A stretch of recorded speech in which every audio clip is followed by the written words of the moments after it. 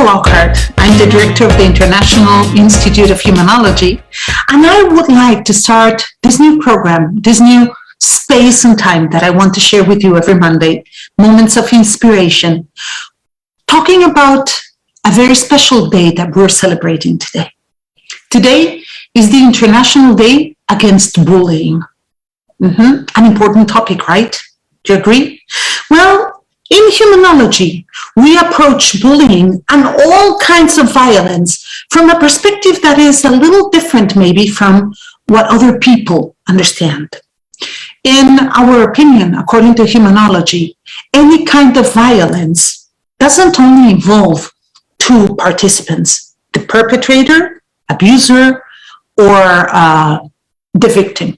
Those are the two typical agents or the two typical elements in a case of bullying or violence, right? The abuser and the victim.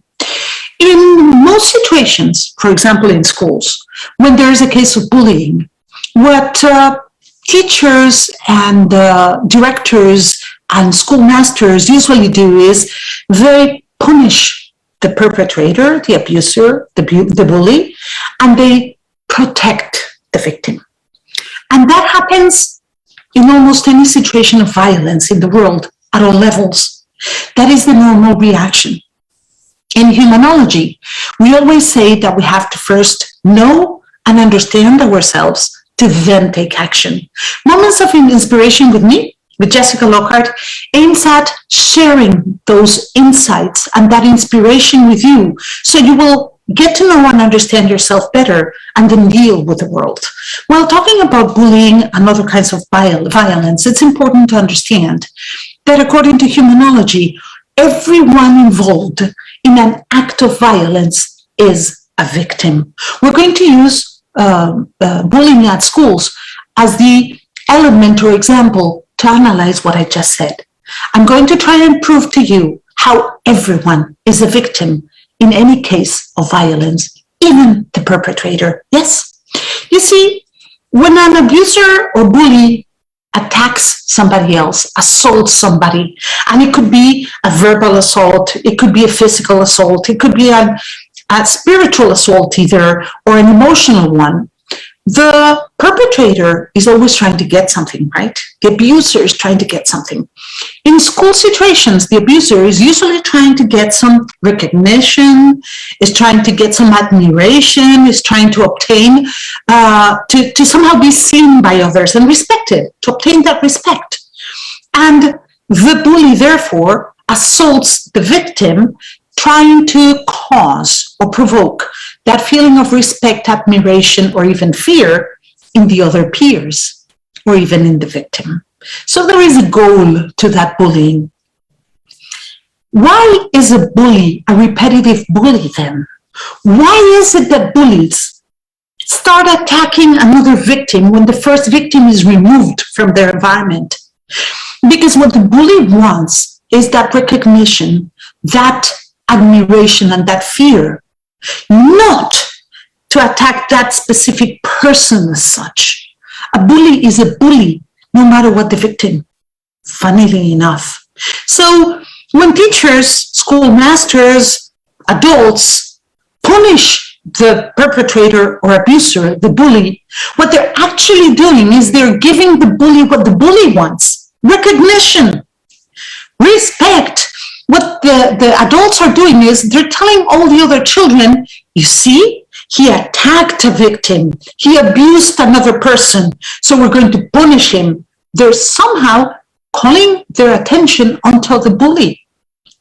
They're giving the bully the attention the bully seeks, the attention the bully wants.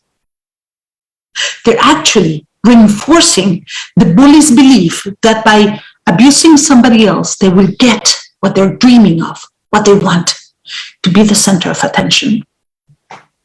What happens to the victim? Well, let me finish that first idea. So in that sense, the bully is a victim of his or her desires and beliefs. The bully usually learns to become a bully. Children, very young children, are not bullies by nature. They become bullies when they start believing that their bullying actions will get them what they want. They can learn that through imitation and repetition. They might have a violent parent at home. They might have a bully in their environment, somebody who steps on others to feel stronger and bigger. So they look at that role model and they say, wow, that person's getting everybody's respect. I will do the same. And when they do that and it works, they reinforce their belief. Being abusive and stepping on others gives me what I want and what I need.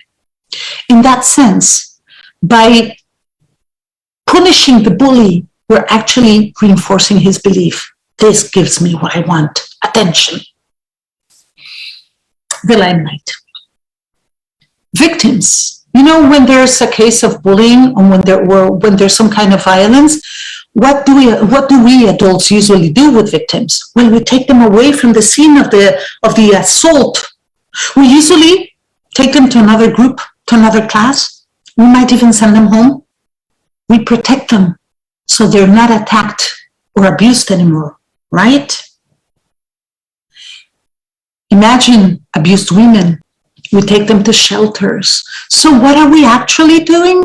We're victimizing them. We're telling them you're not strong enough to be here. You need protection.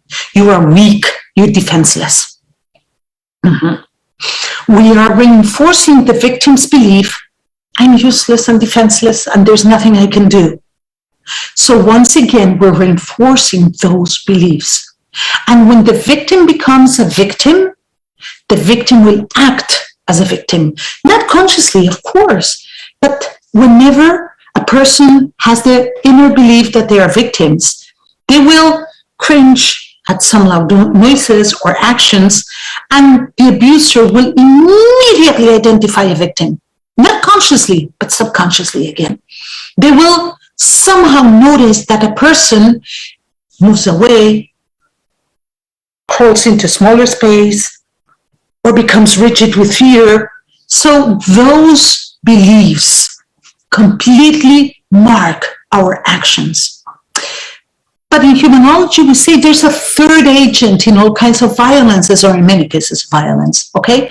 There's a third agent that we neglect to do something about, and that is bystanders.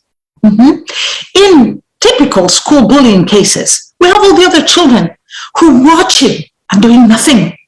They might even be cheering, you know? But in other cases of violence, when a man insults a woman in the street, when a woman pushes another woman in the street, as bystanders, we don't get involved. We do nothing. We just watch. Is it true that we're doing nothing? No way. Do you know what we're actually doing? Once again, we're reinforcing the abuser's beliefs. We're watching the abuser abuse the other person. We're giving the abuser the attention it seeks. The attention the person seeking is given by bystanders doing nothing or even cheering. By not protecting the victim, by not stepping up and speaking up, we're telling the victim, this is what you deserve. You are a victim. In most school scenarios, nothing is done with bystanders. The most that is done is they give them a talk. Violence is bad. Yeah. Or they just tell them, don't accept this behavior. But in most cases, the bully is punished, the victim is taken away, right? Bystanders are playing an important role by reinforcing everybody's beliefs. Even themselves become victims of their own beliefs. By doing nothing, I'm not involved. By not acting, I'm being neutral. You're not. You're fooling yourself. You're actually playing a very active role because not doing something is already doing something. Can you imagine what the world would be like if we acted in a different way? What the world would be like if bystanders really did something? Can you imagine a school bullying situation in which all the other children got together, linked arms, and created a human barrier, a human border between the bully and the victim? they don't need to face up to the victim in a violent way themselves. They can take action in a pacific, peaceful way. They can act and interrupt the chain of events by sharing a joint goal, which is that of stopping those beliefs. If bystanders took an active role in interfering with the violence and the bullying, the world would be a different world, a different a different society, a different culture. If they got in between both victim and perpetrator, the act of violence wouldn't happen. The bully would not get what the bully wants, because he would not be getting the recognition, the admiration, the fear, the respect. And the victim would not victimize him or herself, because there would be something in between. If school teachers, masters, adults, instead of punishing the perpetrator and the abuser, understood that he or she is a victim of his or her own beliefs, and they taught the abuser a different way in which he or she could act, gave the person different tools and role models, the abuser might not need to abuse others to feel recognized, empowered, respected, and listened to. If those same adults, instead of protecting the victim and taking the victim away, gave the victim tools to really stand up and defend him or herself against this kind of situation, and if on top of that they counted with bystanders, the situation would be completely different. So next time you see an act of violence, be it verbal, psychological, emotional, or physical, ask yourself, what is my role? Am I being an abuser? Is this what I truly want? What am I trying to get? What do I truly believe? Do I believe that by doing this and abusing this person, I'm going to be better? I'm going to be more respected, grander, stronger? Really? Can't I get the same thing without having to hurt somebody? Will I get the respect if I act a different way? If you are a victim, ask yourself, am I being a victim? Am I really feeling defenseless and unprotected? Is there anything else I can do to not hide away, to not become smaller and weaker every day? Can I stop victimizing myself? Of course, all these things are very easily said, and it's not easy to really change those beliefs. But that's why you have Humanology, humanologists, and a lot of professionals that can help you. But you're the first one who has to question those beliefs. Because without that, nothing we, outside of you, nothing we do will help you. Are you a bystander? Are you one of those who watches and does nothing or even cheers? Do you really want to perpetuate that violence? Do you want our societies to really be like this? Violence everywhere? Are you one of those, for example, who loves to watch people falling down or having accidents and you crack up? Ha, ha, ha, ha. You know, it's the same thing. You're reinforcing the victim's role. By laughing at somebody in distress, you're actually telling that person you're useless and you deserve that. In some of those cases, there's no actual perpetrator. The person just slips and falls. But if there is a perpetrator, if somebody pushes somebody else, if somebody tricks somebody else, then you're also reinforcing the abuser's role. This is what I wanted to share with you today on Inspiration with Jessica, Moments of Inspiration with Jessica Lockhart. I wanted you to learn that there is another perspective, a different point of view with which you can approach cases of violence. Today, in the International Day Against Bullying, I encourage you to think. I encourage you to ask yourself what your role is, what it is that you do when there's violence in your environment. I hope that this helps you think and question who you are. Once you know and understand yourself better, then you can take action. Please send your comments write your comments below, ask me your questions, share this video if you think it's inspiring, help us discuss these topics. I'm Jessica Lockhart. This is the International Institute of Humanology, Thank you for your attention. Thank you for being there. Hope you have a fantastic week. See you next Monday. Bye.